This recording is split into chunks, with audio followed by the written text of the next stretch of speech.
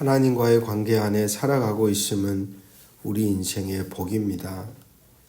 오늘도 내가 하나님을 아버지라 부를 수 있고 부를 때 바라보시는 하나님을 내가 믿음으로 고백하며 그분 앞에 살아가고 있는 그 존재가 복 있는 사람입니다. 예레미야 애가의 말씀을 통하여 관계가 끊어지고 단절되었을 때의 그 처참한 자리에서 하나님과의 관계가 얼마나 그들의 삶을 지탱하고 그들의 삶을 유지하고 살아가게 은혜를 베풀고 생명을 주셨는지를 깨닫는 현장 속에서 오늘 우리의 삶을 바로 보기를 원합니다.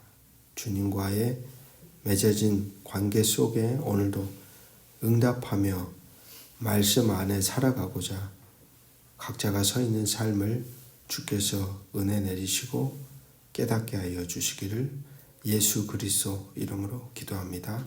아멘. 오늘 우리에게 주시는 기록된 하나님 말씀 예레미야 애가 2장 1절에서 10절 말씀입니다.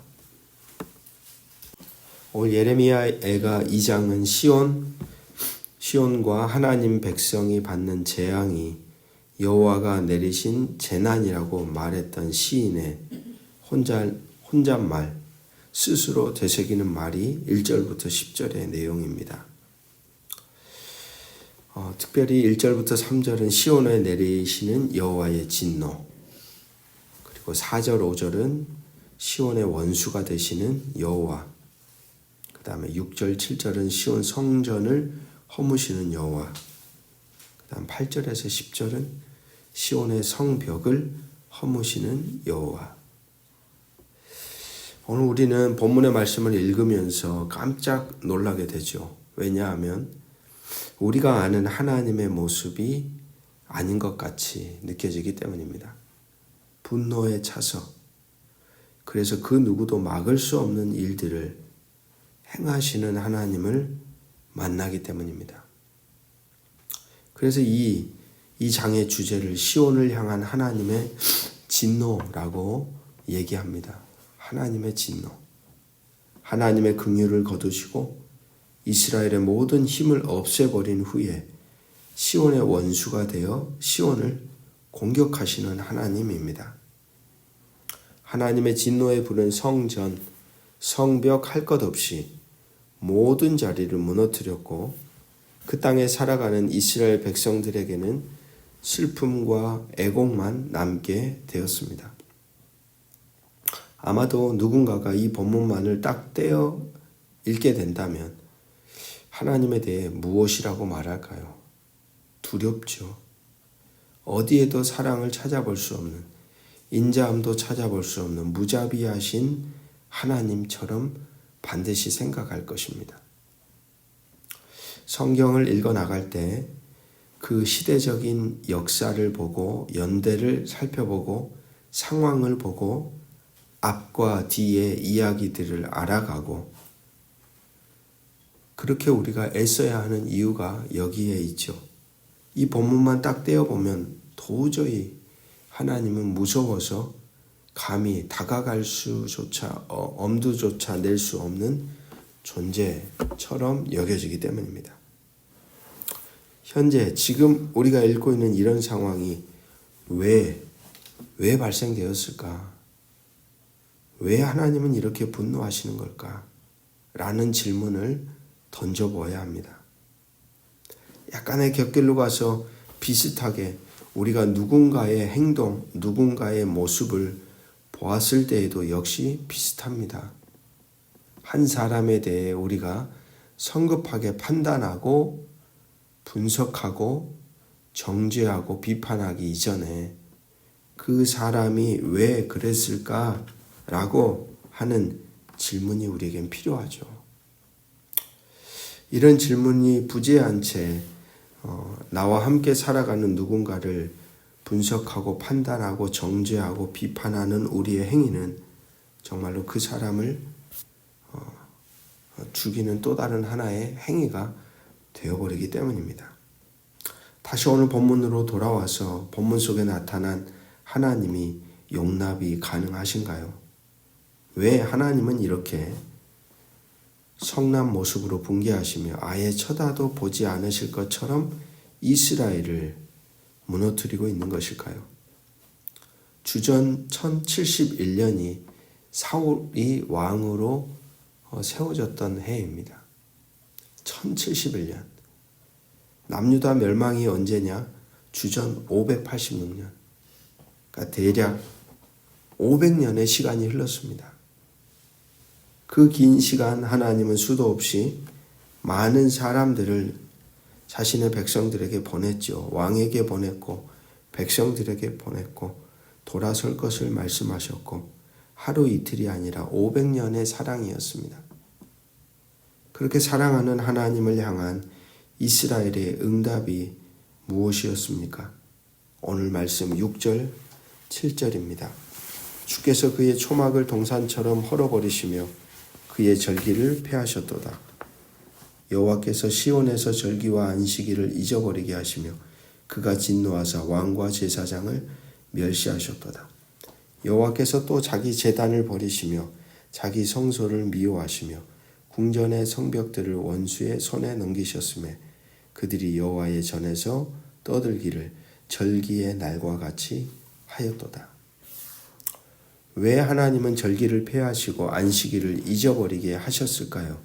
그리고 자기 제단을 폐하신 것입니까? 그렇습니다. 저들이 관계없는 자들이 되어버리는 겁니다. 상관없는 자들이 된 것이죠. 하나님의 백성인 저들이 하나님의라는 그 관계를 먼저 깨버렸습니다. 관계는 순종함으로 이어지는 겁니다. 하나님과의 관계는 순종함으로 연결되는 겁니다. 그런데 순종함이 없는 제사가 넘쳐났습니다. 신물이 났습니다. 하나님을 성전 안에 가두어진 존재로만 인식하고 살았습니다. 성전 안에서는 거룩한 모양을 덮어 쓴 것처럼 성전 밖에서는 공의와 정의를 무너뜨리고 힘으로 권력으로 마구잡이로 행세하는 왕, 지도자들의 모습, 백성들의 저런 악함을 바라보며 하나님을 두려워하지 않는 저들의 막 나가는 모습에 하나님이 붕괴하신 겁니다. 감사하게 그런 시간 속에 하나님은 무려 5시간도 아닌 5일도 아닌 5년도 아닌 50년도 아닌 500년의 시간을 기다렸던 것입니다. 그러나 돌아설 줄 모르는 저들의 흔적을 바라보며 하나님의 마음은 어떠했을까요? 인류 가운데 유일하게 먼저 하나님을 계시하고 나타내 주시고 사랑해 주셨던 사람들이 바로 이스라엘 사람들이 아니던가요? 사랑을 부은 대상들을 자기 손으로 치시는 아버지의 마음은 아마 피눈물이 났을 겁니다.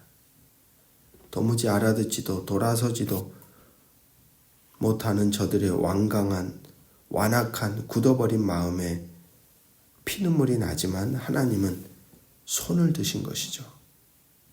그렇게 오늘 본문은 하나님의 분노 때문에 무서움과 두려움이 드는 본문이면서 동시에 치시는 하나님의 마음 안에 얼마나 많은 눈물이 흐르고 있었을까라고 느껴볼 수 있는 본문이기도 합니다. 사랑하는 말씀의 동역자 여러분, 오늘 우리는 하나님의라는 그 관계를 어떻게 잘 맺어가야 할까요? 어떻게 지켜가야 할까요? 우리는 하나님의 백성입니까? 하나님을 더 이상 기다리게 만들지 마십시오. 하나님을 더 이상 분노에 차게 만들지도 마십시오. 우리가 지금 맺고 있는 하나님과의 관계는 우리 인생의 복입니다. 그리고 그 관계는 우리의 자발적인 순종의 응답을 통하여 유지되고 지켜집니다. 그분의 마음에 합한 자로 저와 여러분의 삶을 오늘도 조각해가는 복된 하루가 되시기를 주의 이름으로 축복합니다. 기도하겠습니다. 아버지 하나님, 하나님의 분노 이면에 놓여져 있는 하나님의 탄식을 듣습니다. 하나님의 분개하심 속에 숨겨져 있는 자식을 향한 선택한 백성들을 향한 당신의 눈물을 봅니다. 오늘도 우리는 하나님의 백성으로 부름받았습니다. 당신의 마음을 기쁘게 하는 자로 살아가길 원합니다. 우리 안에 듣고 깨닫게 하신 말씀 앞에 자발적인 순종함으로 우리와 이어져 있는 하나님과의 관계를 바르게 잘 지켜가고 살아내는 복된 자로 오늘도 살아가도록 우리 모두에게 은총을 베풀어 주시옵소서. 주 예수 그리스도 이름으로 기도합니다. 아멘.